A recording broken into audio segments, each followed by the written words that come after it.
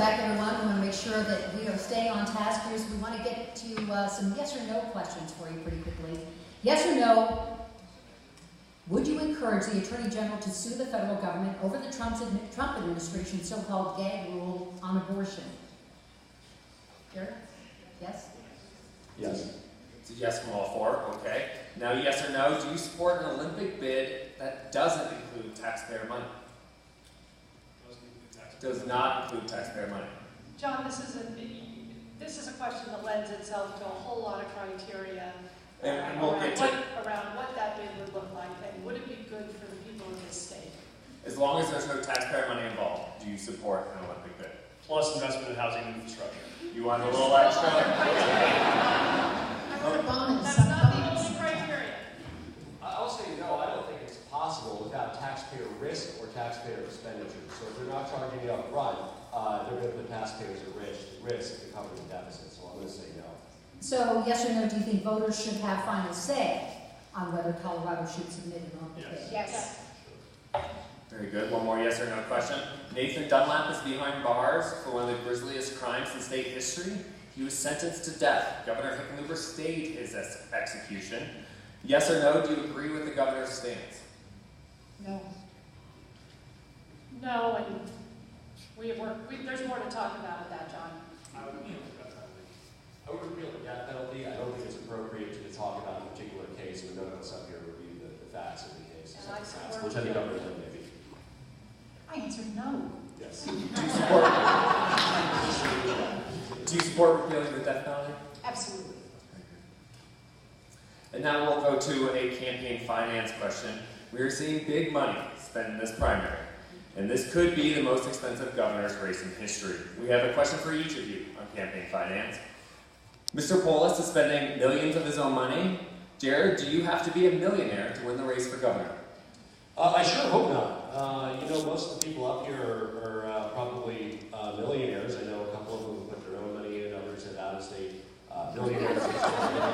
But it's, you know what, we need campaign finance reform. I think people in this state are just frustrated that you either have to build billionaires or be a millionaire or talk to the special interests and get their money. I support public financing campaigns. I support what Maine does as a model, matching donations for small donations to campaigns. I think we need to eliminate PACs and special interest donations altogether. And we also need transparency on the dark money, which has even entered this race to a certain extent. So we can do a lot better. But I think what the voters are focused on is hopefully seeing through the different money things that affect everybody up here. Who has the best solutions for our state? Who can actually save you money on health care? We have a plan to do that at polisforcolorado.com. Who will make it their priority to make sure every kid can go to preschool and kindergarten? We have a plan to do that at polisforcolorado.com as well. Donna, you are trailing your rivals in campaign fundraising. What do you tell someone who is not a millionaire who wants to run for office? Is it even possible? I think this election's for sale. And I think that's a tragedy in America today, and I think it's true around the country. The most qualified candidate, which several newspapers have declared me as well as our governor, who said I would be a great governor, isn't necessarily the person raising the most money. It also has to do with the fact that I actually am working.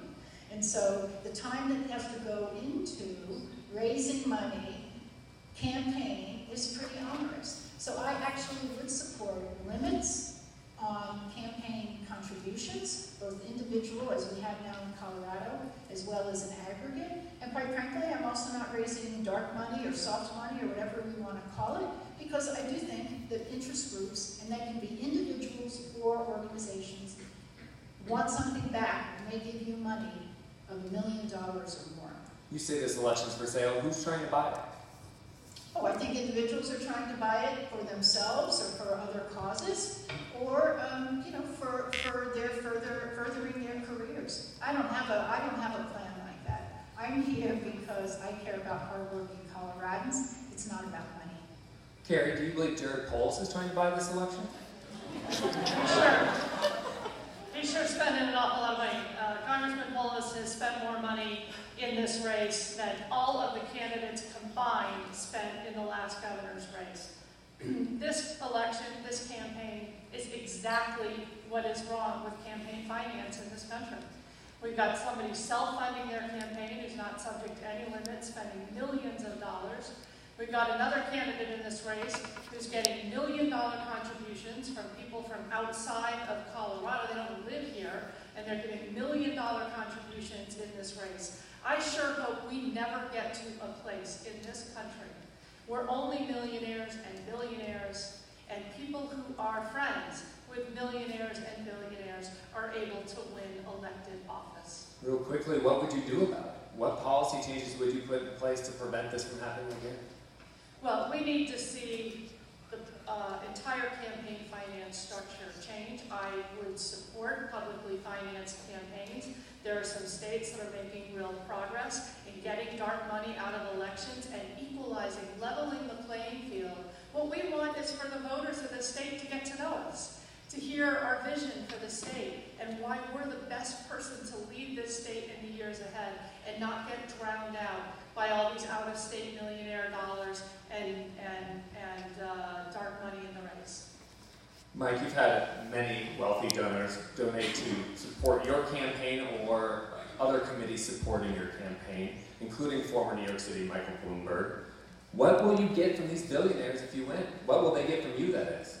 I want to come back to the earlier question of the other millionaires on the stage, because I'm not sure who that was, but I'm a school teacher and a school principal, so I think I wouldn't be getting those Wells Fargo notices if I were a millionaire at this stage. But so I think the question really is about, what are the coalitions that are set to be able to win this campaign, and what does it take to do that? I think the question is this election, or is this an auction? Right? Because right now what you have is, we're very proud of the fact we have more small donors than any candidate in the race, more Colorado donors, $150 than anybody in the race. And so yeah, when we knew we were running against a self-funder that was going to spend $10 or $12 million of his own money, we had to work hard to support it. I'm very proud of the fact that Mayor Bloomberg supported me because he looked around the country and was looking for who a candidate was that was really courageous on guns and was willing to take on the NRA and win. The only candidate in this race that's done that. He came out and said that, because in this moment, you're going to need real leadership from the states who are willing to fight on those things. That's not things that Jared has done. In fact, we've been on different sides of that question on guns. And so people know exactly what they're getting from me. There's going to be no change in what I stand for.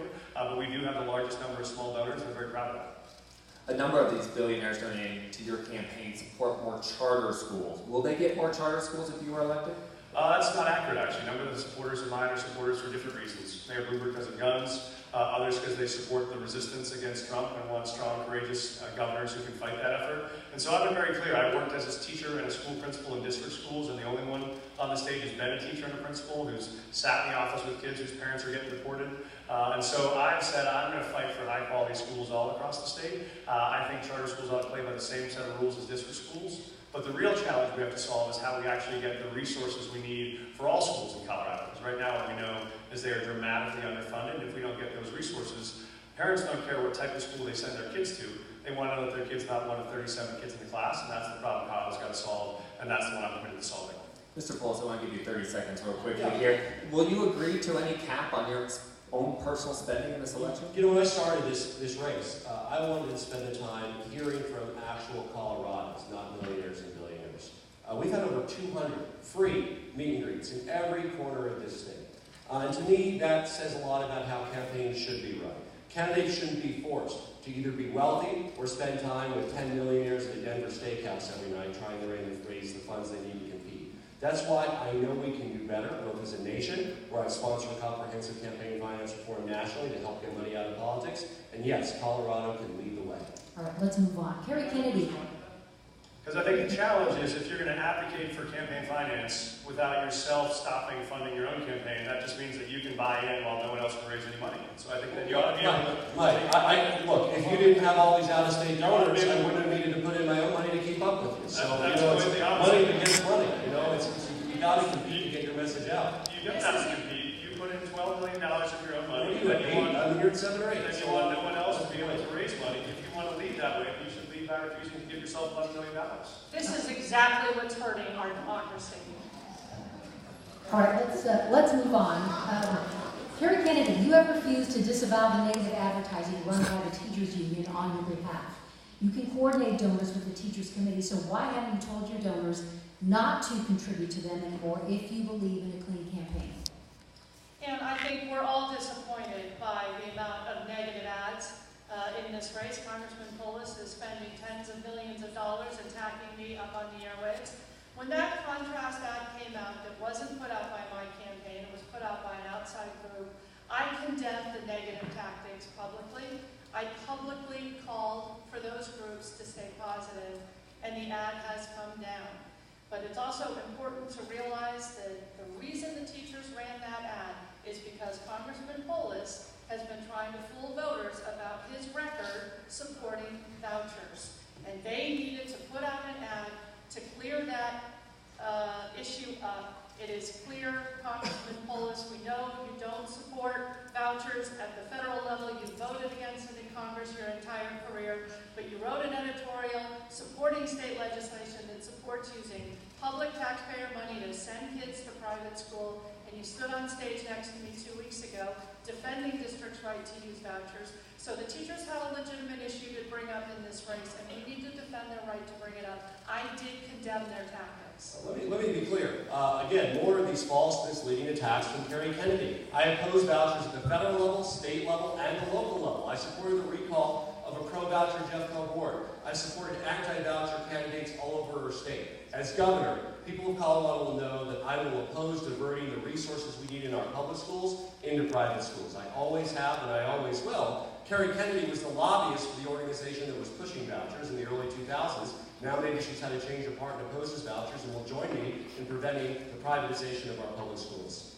So I think this is what's wrong with democracy, which is people make promises and they don't keep them. Which is all four of us on this stage made a promise to run clean campaigns. And then Kerry and Jared, when the race got serious, they caved on those promises. And they either ran negative ads or allowed negative ads to be run, and you did not. Kerry called for it to be brought down when I asked you on the stage 3 weeks ago. And so what happens is people look at this and say, if I can't trust you to keep this promise, what other promises am I going to trust you to keep? But I think this is a clear issue where leadership is about having the courage to do what's right even when it's hard, which is I got attacked by those ads too. And I could have run my own negative attack ad, and I didn't, because I made that promise and I plan to keep it. I think that's what folks are looking for most in their government. Let's insert a quick yes or no question here. How many of you believe you and your supporters have run a clean campaign?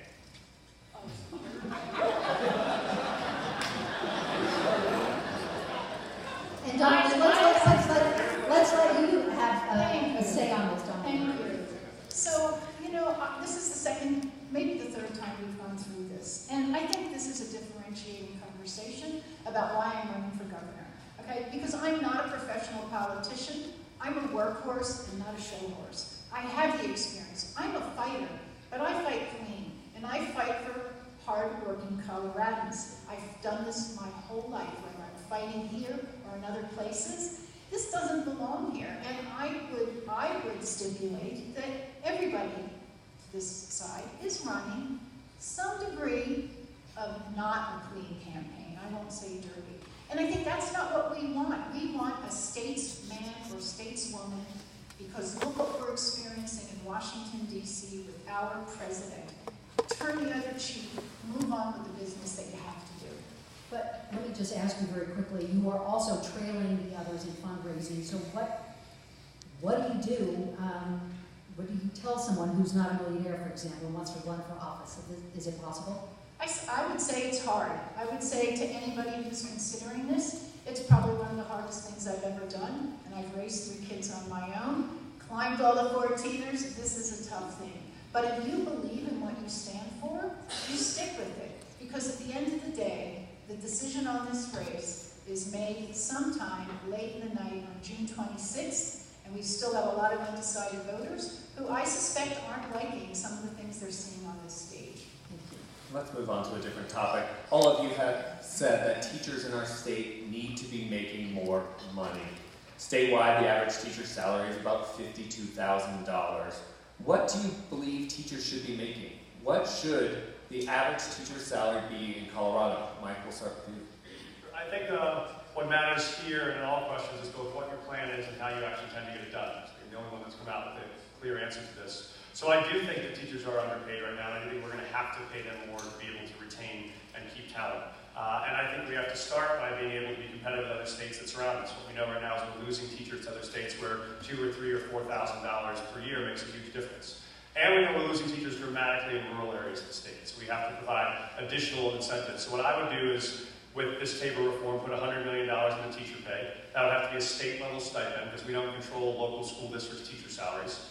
And in addition, I would provide incentives, both loan forgiveness and mortgage assistance to teachers that we could encourage to go to the hardest parts of the state where we can't fill those needs. That includes rural communities, that includes urban schools that have high degree of need. So I think what I would focus on is both making that investment from the state level to encourage and support all teachers, and also particularly targeting those districts where it's the hardest right now to attract and keep teachers, unless, as they say, you marry them to a farmer. That's often the best strategy. But what do you believe should be the teacher salary? So I think we have to keep up with the states that are immediately around us. My proposal would add $2,000 to each teacher's salary in year one, and then as the economy grows over time, we could keep up with that. I don't think there's a single number we have to target. What we have to do is make sure we can keep competitive with other states that are trying to lure our teachers away, and that will be a first down payment on what will have to be a salary that grows over time.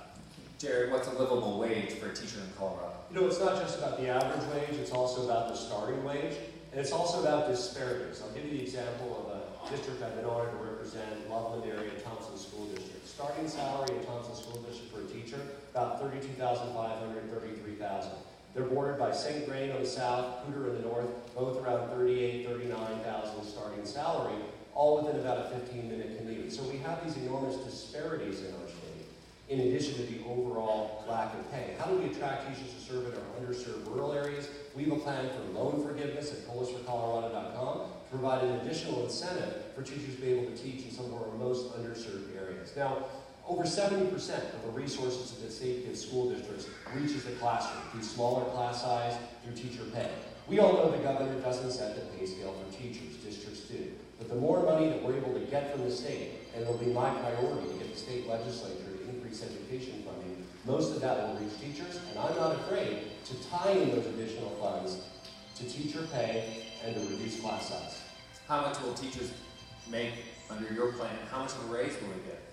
Well, again, teacher salaries are set by school districts, not by the governor. I'm not afraid to tie additional funding to teacher pay to make sure it doesn't get eaten up by middlemen or administrators along the way. I want to make sure it reaches the classroom. We also need to address the equalization to make sure that districts are able to attract the teachers they need and retain them, and they don't lose them to higher cost districts nearby.